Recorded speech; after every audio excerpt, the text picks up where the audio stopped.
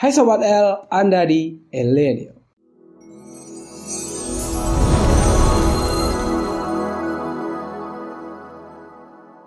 Ya, kembali lagi bersama saya Diki Avandi. Sebelumnya saya membahas Wuhan King di segmen sosok. Nah, kali ini saya akan membahas prostitusi dan perdagangan anak di Thailand yang terangkum ke dalam segmen dunia. Sebenarnya sudah banyak yang membahas isu-isu di Thailand ini, tapi entah mengapa saya masih sangat tertarik untuk membahas Thailand ini. Jadi Thailand ini kan satu-satunya negara di Asia Tenggara yang mengakui jenis kelamin ketiga, yaitu ladyboy. Jadi di Thailand selain ada jenis kelamin laki-laki dan perempuan, di sana juga ada jenis kelamin ketiga, yaitu ladyboy tadi. Penduduk Thailand yang didominasi oleh masyarakat Buddha percaya bahwa orang melakukan dosa prostitusi atau meninggalkan istri waktu sedang hamil, di kehidupan sebelumnya akan kembali terlahir ke dunia sebagai anak laki-laki yang nantinya akan menjadi anak perempuan.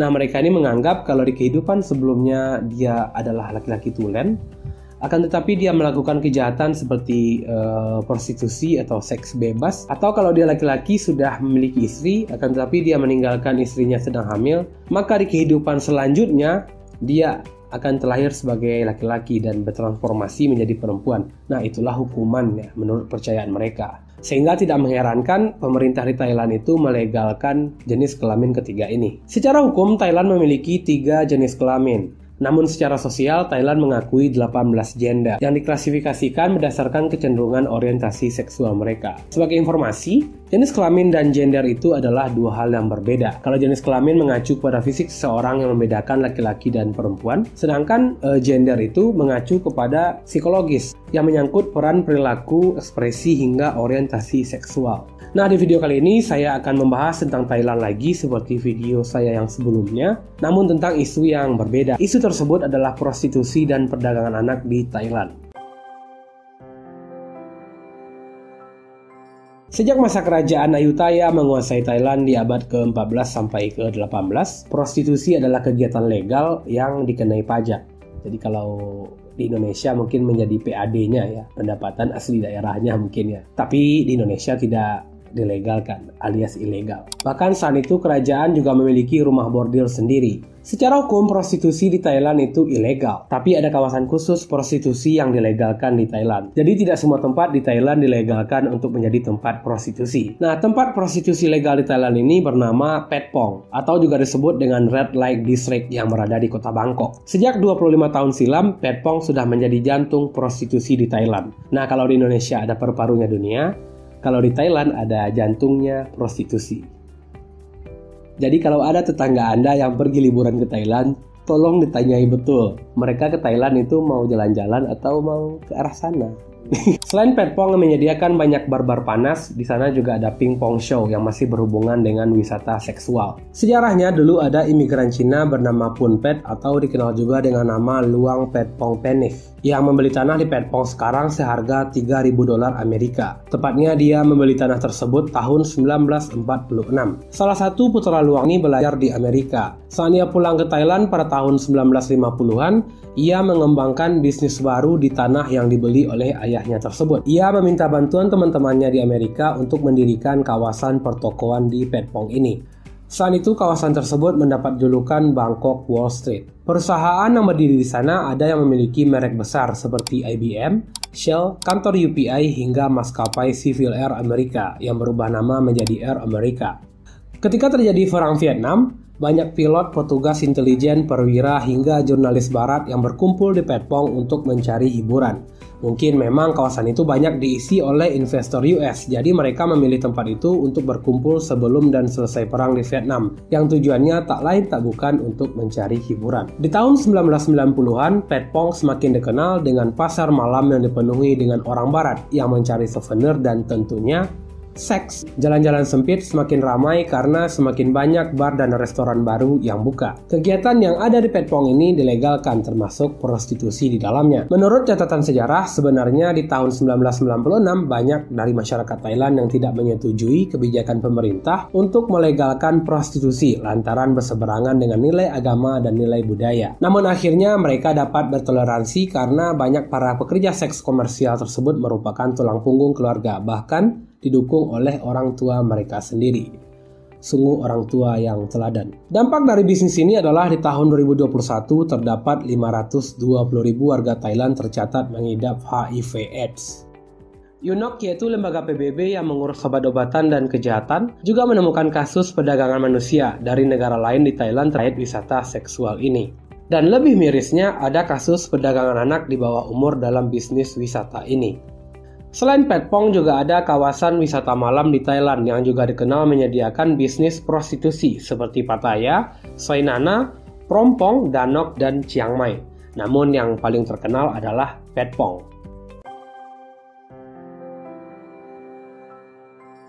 Tidak ada data pasti tentang jumlah pekerja prostitusi di Thailand. Namun ada beberapa versi data yang bisa saya sampaikan. Yang pertama, penelitian yang dilakukan oleh Dr. Nitet Tinakul dari Universitas Chulalongkorn pada tahun 2004. Ia menyebut terdapat 2,8 juta pekerja seks. Dengan rincian terdapat 2 juta perempuan, 20.000 laki-laki, dan 800.000 PSK di bawah usia 18 tahun. Ya, kira-kira anak SMA lah ya. Angka tersebut merupakan angka yang amat besar untuk suatu negara. Apalagi ini Asia Tenggara yang masih menerapkan budaya ketimuran.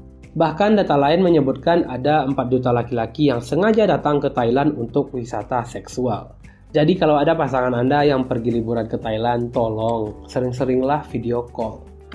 Supaya gerak mereka jadi terbatas dan tidak ada waktu untuk pergi berwisata ke Patpong ini. Sementara menurut data Organisasi Kesehatan Dunia atau WHO, ada sekitar 150.000 hingga 200.000 pekerja seks di Thailand.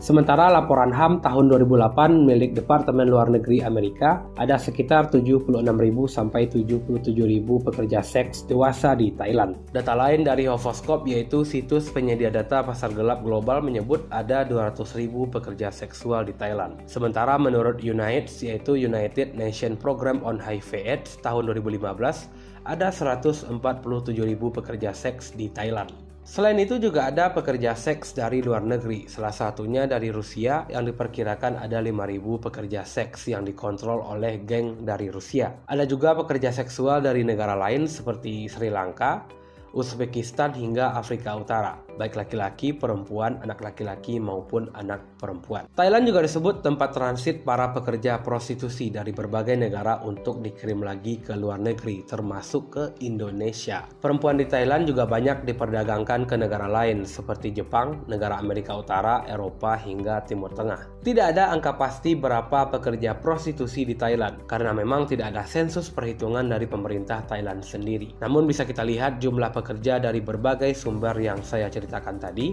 jumlah mereka sangat banyak. Menurut Hovoscope, estimasi pendapatan per tahun dari bisnis ini bisa memberikan sumbangsih 10% dari PDB Thailand.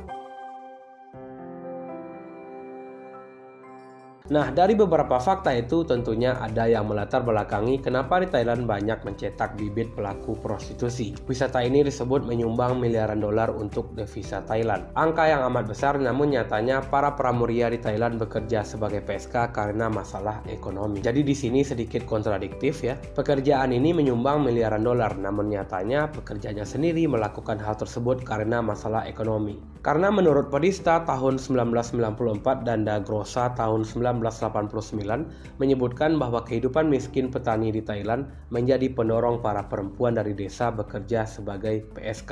Belum lagi globalisasi yang masuk ke desa dan mendorong meningkatnya kebutuhan pokok dan tuntutan gaya hidup, membuat pekerjaan menjadi PSK sebagai jalan pintas untuk mendapatkan uang. Jadi nggak di Indonesia, nggak di Thailand, penyakitnya sama saja.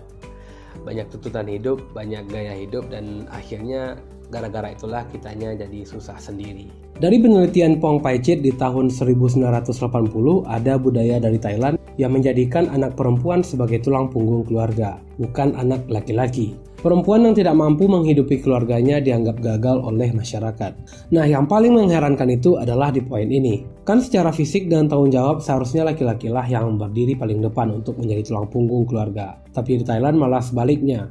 Bahkan para perempuan yang tidak mampu untuk menjadi tulang punggung maka akan dianggap gagal oleh masyarakat. Ditambah rendahnya kualitas pendidikan dan sedikitnya peluang kerja, maka menjadi PSK adalah jalan pintas untuk mendapatkan uang. Kebanyakan pekerja prostitusi ini berasal dari keluarga kalangan bawah, yaitu keluarga petani yang berasal dari pedesaan Thailand, baik Thailand Selatan maupun Thailand Utara.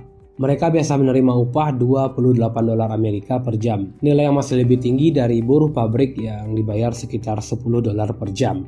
Para pekerja juga sering mendapatkan perilaku tidak baik dari pengunjung mereka, seperti dipukul, ditendang, tapi tidak dibanting. Bahkan juga ada pekerja yang pernah dicuri tasnya. Ada juga pengunjung yang menolak memakai alat kontrasepsi, bahkan juga ada dari mereka yang meminta untuk mengandung anaknya. Pada tahun 2021 lalu, pekerja ini juga pernah diminta diakui oleh pemerintah atas profesi mereka, karena profesi mereka sudah menyumbang miliaran dolar untuk pendapatan Thailand. Masalah lainnya adalah banyaknya prostitusi anak di bawah umur di Thailand. Menurut Protection Project, yaitu sebuah institusi penelitian asal Amerika, menyebut ada 12.000 hingga ratusan ribu anak yang terlibat di bisnis ini.